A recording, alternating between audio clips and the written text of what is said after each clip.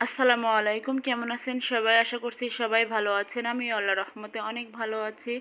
তো আজকে সকালে হাঁটতে গিয়েছিলাম, সেটা আপনাদের সাথে শেয়ার করা হয়নি। হাঁটতে গিয়ে বাজার করে নিয়ে এসেছি। এখানে আম নিয়ে এসেছি, আম্রপালি। আমের গাগুলা একটু অন্যরকম, কারণ এগুলো ফরমালিন মুক্ত, এই জন্য। আর নিয়ে এসেছি হচ্ছে রুই মাছ, কাঁচকলা, আর হচ্ছে এই যে এই ডাঁটাটা নিয়ে এসেছি। এটা আমি অনেক দিন খাইনি আসলে।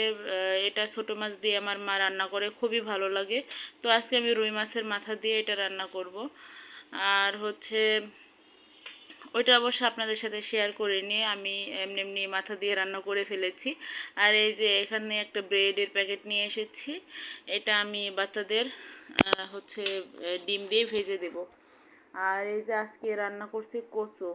কচুটা খেতে আমার অনেক ভালো লাগে। কচুতে প্রচুর পরিমাণে আয়রন আছে, কিন্তু যাদের একটু ঠান্ডার সমস্যা তারা কচুটা খেতে পারে না, কিন্তু খেলেও আমার মনে হয় না খুব একটা সমস্যা হয়, কারণ আমি ঠান্ডা লাগলেও খাই।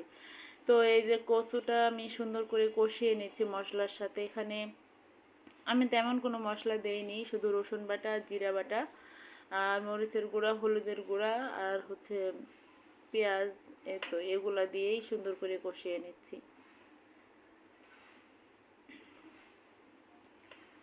তো একদম শুকিয়ে না যাওয়া পর্যন্ত আমি সুন্দর করে কষিয়ে নেব।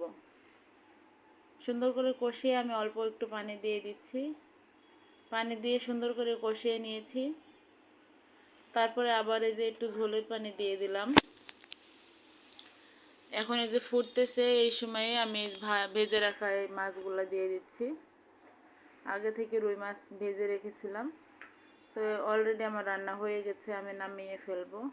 এই যে অনেক সুন্দর সিদ্ধ হয়েছে, কচুগুলো অনেক ভালো। তো এরপর আমি ভাজা জিরা জিরা গুঁড়া দিয়ে দিলাম।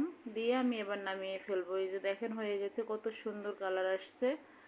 আর টেস্ট অনেক সুন্দর হয়েছিল। অনেক কচু আছে আবার সিদ্ধ হতে চায় না, কিন্তু এটা অনেক ভালো।